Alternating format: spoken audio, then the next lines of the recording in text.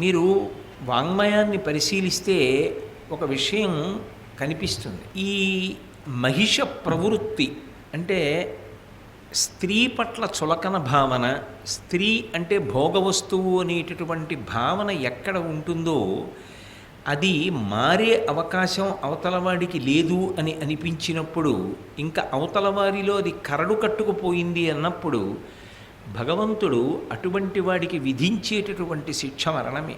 అందుకే ధర్మరాజు గారు కూడా కీచకుణ్ణి చంపడం వినా వేరొక మార్గం లేదు అని అర్థం చేసుకున్నాడు.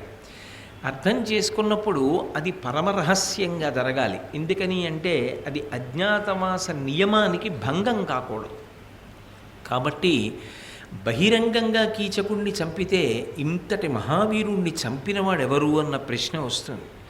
పైగా విరాట మహారాజు గారు కానీ సుధేష్ణ కానీ కీచకుని యొక్క సంహారాన్ని అంగీకరించారు. కాబట్టి ఇది పరమరహస్యంగా జరిగిపోవాలి.